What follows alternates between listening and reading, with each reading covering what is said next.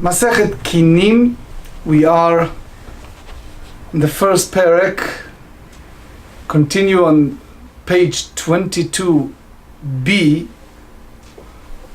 Just a few words of introduction, since some of the viewers ask us questions, and apparently Masechet Kinim looks a little different for them hearing the first shiur, so I would like to add some words of introduction.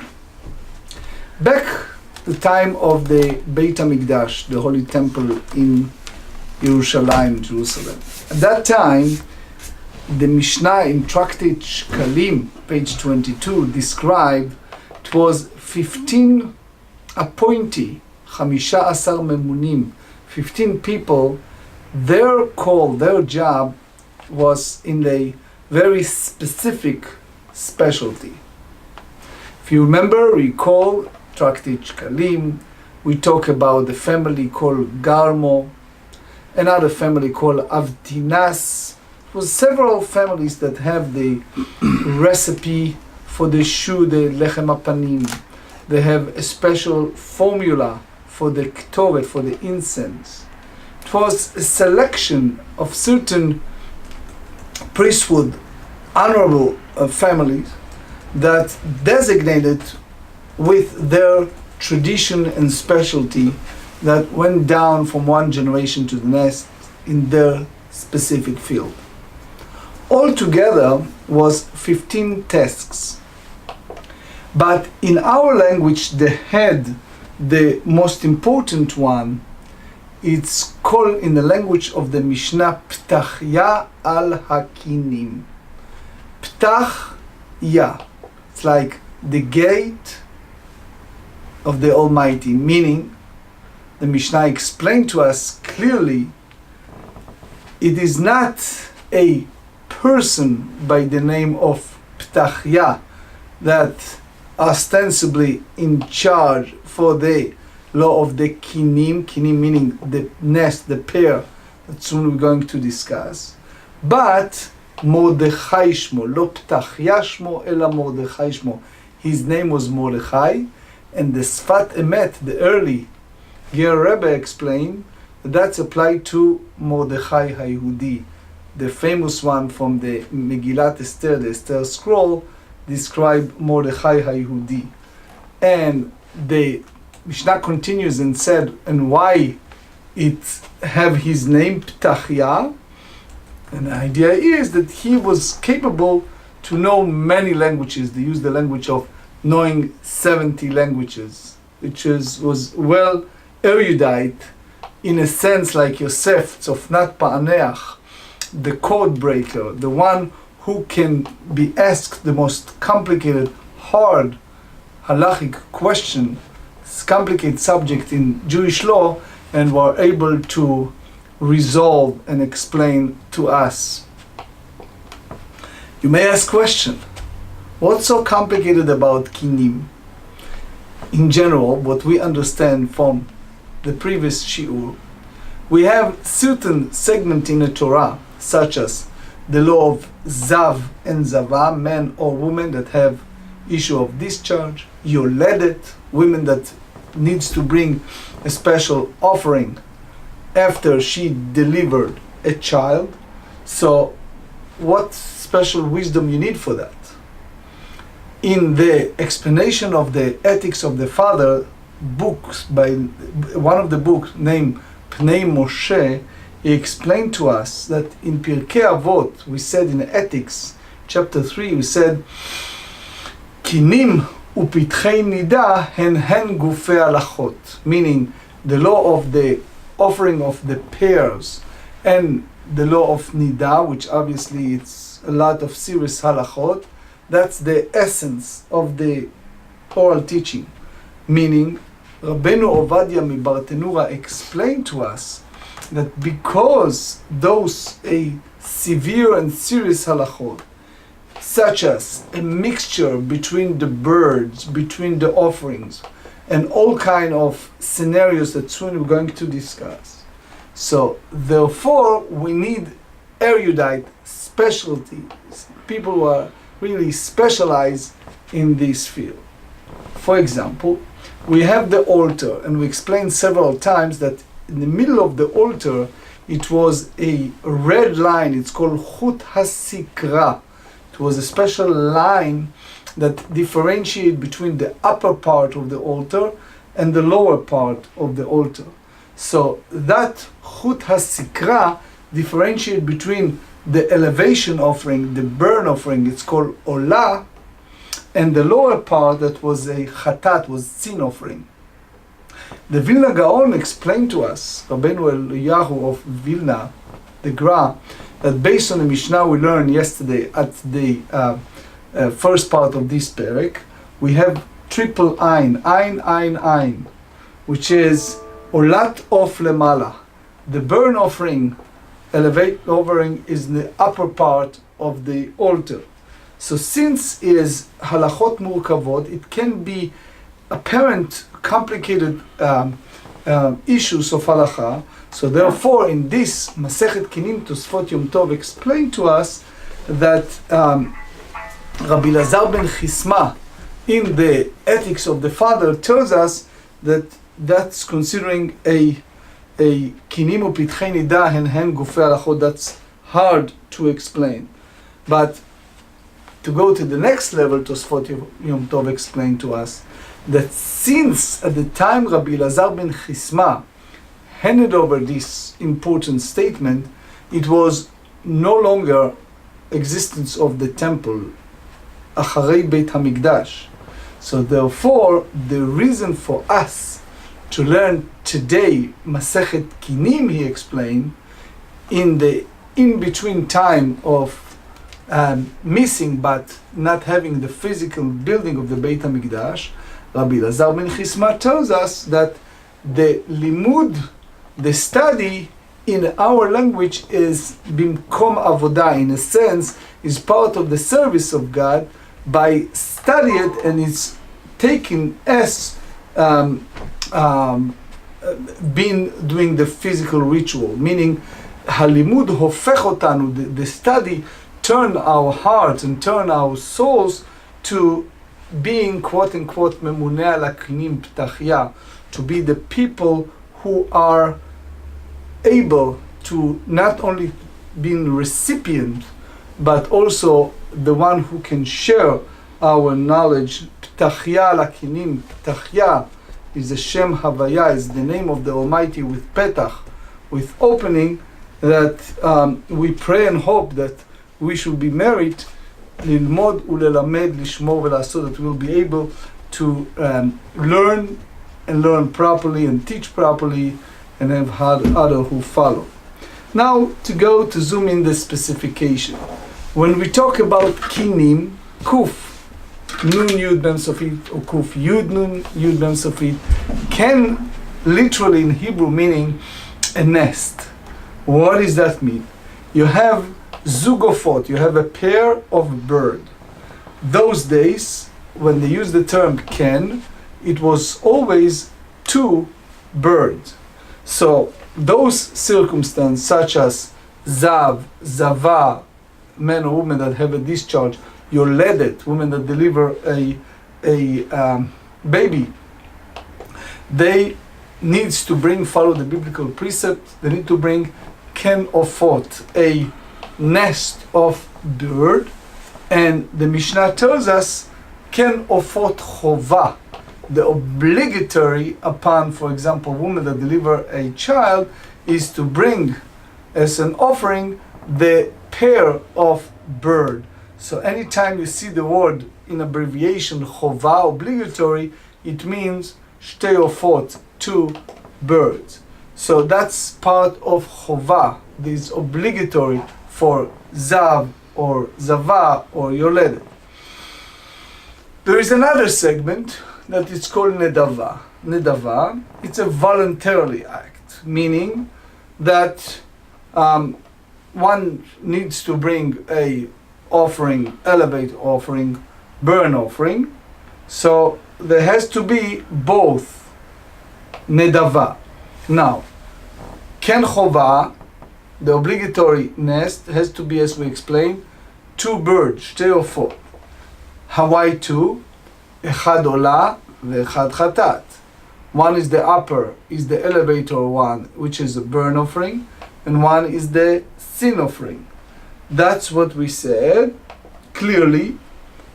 It's called מפורשת, meaning מפורש, which means that a person in his own uttering words clearly. In addition, there are some cases that the person put a special sign, a special siman, a special can be a symbolic or a sign or a little robe or string or something to show that is dedicated for that purpose. However, the concept of meforash, meaning clearly, is regardless if a person asa siman or lo, if you make a mark or not, versus stuma, meaning conceal, unspecified, which means if a person did not utter a clear word, did not specify if this bird is going to be for olah, burn offering, elevated offering, or chatat, for the sin offering. In general, we have the principle which we learned yesterday, stating that ein kinim mitparshot, which means that we do not have this expression that this one is going to burn offering leolah and this is for the chatat. Can be one of the two. Either bishat lekicha, when a person acquire it, and at that time he expresses his wishes that this one's going to that and more, or bishat netina la Kohen, when a person handed over to the priest he is offering, then the Kohen can announce, Kohen can announce, this is for burn offering, this is for olah, and that one is for chatat. Meaning, it can be ad hakrava, until the time that it's offer, can be stuma, which means concealed, unknown. Now, when it's come to ofot for the bird, the offering can be only one of the two, either olah, burn offering, or chatat, or sin offering. When it's come to behemoth, regular animals, can be everything. Nitan להקריב hakol. Now, as far as the location, the place that you bring, the one brings the olat ha'of, the burn offering of the bird, it's one location, versus olat behema, animals can be a different location. The same applies to a sin offering. Now, as we explained, you have the altar, and at the middle of the altar you have the chut sikra, the red line that differentiates between the upper and the lower part. Why is that? Because, as we learned yesterday, each offering needs to follow those ritual, which is the part that's sprinkling the blood.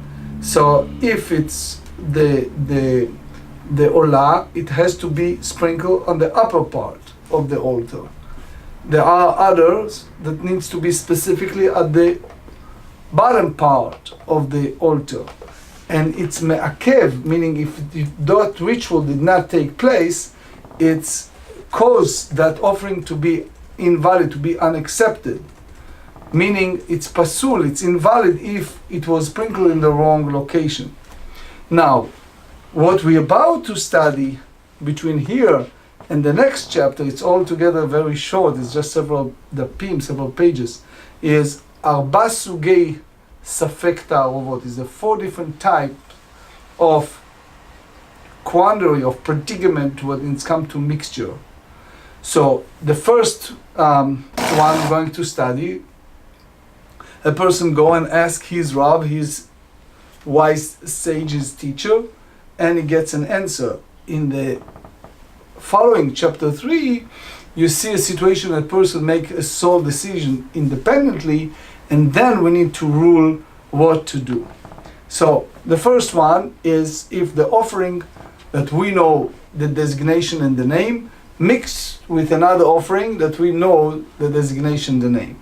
The second one is if you have a mixture, ta'arovot, between ken meforeshet and ken stuma, which means the pair that was spelled out clearly and its designation, mixture with one that wasn't spelled out clearly and stated clearly. So here is the scenario. Let's say Yoledet, let's call her name, Rachel.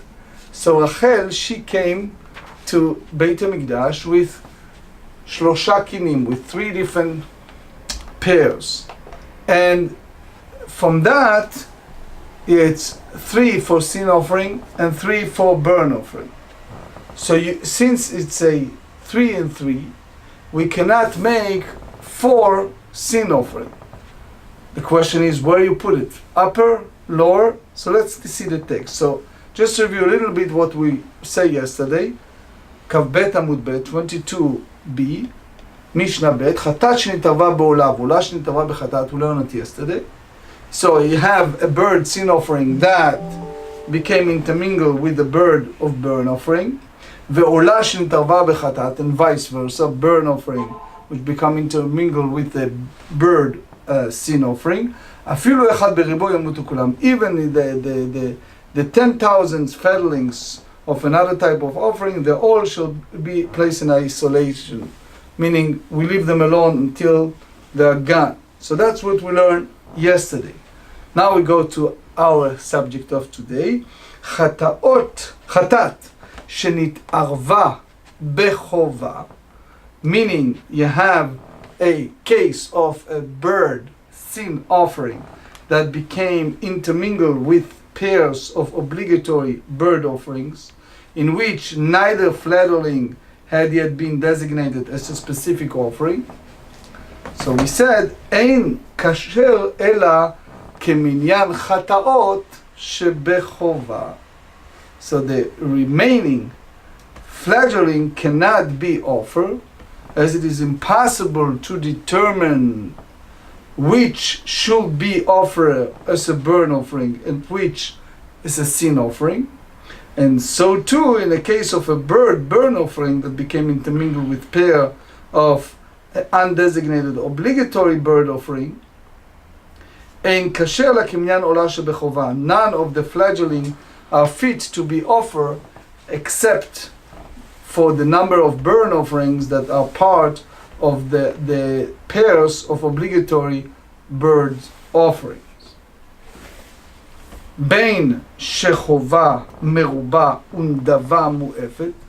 This important principle applies both in a situation, a case where the obligatory offerings that became intermingled are many and the voluntarily offerings are few, where the voluntarily offering are many and the obligatory offering are few. Ben shandava meruba bechova mu'etet, ben sheshtehem shovot. And also where the number of both types of offering are equal. So the general rule is, when you have a burn offering, bird offering become intermingled with obligatory bird offering, so a person can offer only the number of burn offering that should be brought from the obligatory pairs of bird offering, and in a way it's irrespective of a ratio between the types of offering in the group. So here are some examples based on the Perush HaMishnayot LaRambam. He said that if you have a mixture of 3 burn offering with 4 unspecified pairs, so you can bring 4 from the mixture of 4 bird offering as a burn offering. Anyway, Mishnah number 3. Bameh dvarim hamurim. So since the previous Mishnah speaks about mixture of clearly meforash sin offering and burn offering between themselves and the one with unspecified, now the Mishnah speaks about qualified those one unspecified. Bameh dvarim hamurim. In what case is this statement applies? Bechova uvindava. It's the undesignated obligatory offering and of voluntarily offering, which become intermingled, where all of the fledgling of the voluntarily offering were burn offering. אבל בחובה שנתערבה זו בזו, but in a case where the obligatory bird offering of two women become intermingled with one another, אחת לזו ואחת לזו, so one pair belonged to this woman and the other pair belonged to that woman. שתיים לזו ושתיים לזו, two pairs belong to this woman and two belong to that woman. שלוש לזו ושלוש לזו, or three pairs belong to this woman and three pairs belong to that woman. מחצה כשר ומחצה פסול. So they say that half of the fledgling are fit for offering and the remaining half are disqualified. So we basically, from the whole 12 פרידות, you have שלושה קינים, 3 pairs, half upper and half lower.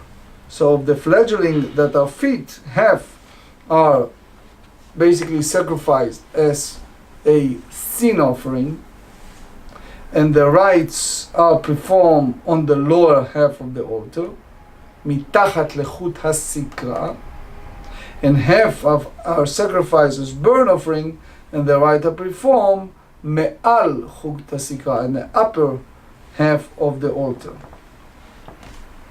אחת לזו ושתיים לזו, so if each woman owned a different number of pairs, only the number of pairs of fledgling corresponding to the smaller amount owned by one of the women are fit for offering. So take for example, אחת לזו, if one pair belongs to this woman, and שתיים and 2 pairs belong to that woman. שלוש לזו ועשר לזו, ומעל לזו. So it can be 3 pairs, the second woman, or 10 pairs belong to that first woman, and 100 belong to that second woman. So only the fledgling of the smallest number of the pair, המועט כשר, the number of pairs corresponding to the smaller amount owned by one of the women, are fit to be sacrificed. בין משום אחד ובין משתי שמות, regardless if it's a 1 category or 2 category. בין מאישה אחת, בין משתי נשים, regardless whether they belong to 1 woman or 2 women, and we go by the next Mishnah and explain. כיצד משום אחד, how should explain the intermingled pairs of 1 category? So let's say use a name, Rachel. She basically make hakdasha, she sanctified a pair of a bird for afterbirth, and divided, as we explained, 1 for sin offering, 1 for burn offering. And then after some times she again get pregnant, Baruch Hashem, have another one, and she did the same thing. The problem is that the mixture, the התערבו, the first pair with the previous delivery of a child to the situation now. So we basically can bring only half. לידה ולידה. So as we explained, based on Leviticus 12 verses 6 to 8, so we said that if it was women who give a birth become intermingled with other pair brought due to the birth, זיווה וזיווה משם אחד, משני שמות, 1 category, or intermingled offering of 2 categories will be where 1 pair were born due to the birth and the other pairs were both due to the case of זיווה, משני שמות, לידה וזיווה. כיצד משתי נשים, how you explain these 2 categories, that case of intermingled pairs of 2 women. So he said על זו לידה ועל זו לידה. So it means that 1 woman bring a pair of birds due to the birth upon that woman to bring a pair due to a birth, or al zo ziva ve'al zo ziva, where one woman bring a pair due to the case of ziva, upon that woman bring a pair to the case of the ziva. Mishem echad. So if the pair intermingle, this is a case of intermingle offering of two women, but one category. Mishnei shemot. A case of intermingle offerings of two women and of two categories will be where it is incumbent upon this woman to bring a pair of birds due to a birth, al zo leida v'al zo ziva, and upon that woman to bring a pair due to a different story, the case of ziva. So all these scenarios, if it's ta'arovot, if it's a mixture of kinim, of the pair, so we follow the ruling of the previous Mishnah. The book called Ya'ir Kino expand of the reason why we need to be the Mishnah go at length for all these different scenarios. Rabbi Yosei אומר שתי נשים שלקחו את קיניהם בעירוב. So Rabbi Yosei said, if you have a case of two women who purchased their pairs in a joint purchase without specifying which pairs were to be brought for each woman, or שנתנו דמי קיניהן לכהן, or you have a case of two women that gave the money of the pairs to the Kohen, who then purchased the fledgling on their behalf, לאיזה שירצה כהן יקריב חטאת, ולאיזו שירצה כהן יקריב עולה. So this is in a sense the decision of the priest, of the Kohen. Whichever he wish, he can take any of the fledgling as the sin offering for the sake of whichever woman that he wishes to choose. And then the Kohen may offer any of the fledgling as a burnt offering for the sake of whichever woman he wishes to choose. Ben mishem echad, ben mishnei shemot. So regardless, so even leman damar en brera, it's not considering ta'arovot, and therefore both were brought to the birth, or wherever there were two categories, which is one was brought due to the birth and one to the case of the ziva, we do not hold that it's even the mandamar en brera. So we have a principle of the mixture of the ta'arovot. If you have a chataot ve'olot, sin offering and burn offering that is meforash, it's clearly spelled out, which means they mixture together. So we said the first Mishnah, by force of circumstance, we leave them to die naturally. If it's spelled in a specific one, such as sin offering or burn offering that mix with unspecified kinim stumot, so we can bring only the minyan chataot or olot shebachova, only that count in the sin or burn offering. And if you have stumot, unspecified pairs that mixture with one another, so if you know they account clearly and it's equal, then you split it. Half it's okay, valid, and half is not. If it's not, then you go by the smallest, minyan mu'at, and that one is befitting. In the continuation of the prakim, we expand on different scenarios, but hopefully with that we grasp the beautiful idea. And as we said in the Hakdama, in the introduction, the prayer and the wishes, as Tosfot Yom Tov tell us so beautifully, that unashalma parim sfatenu, that by study the important allocate of Kinim, therefore we fulfill the mitzvah of the offering, and therefore it should be Yehi Ratzon sheyeh keilu. It's like we brought those offering and brings our heart and soul close to Hashem, creating, repairing to our world. Amen. Amen.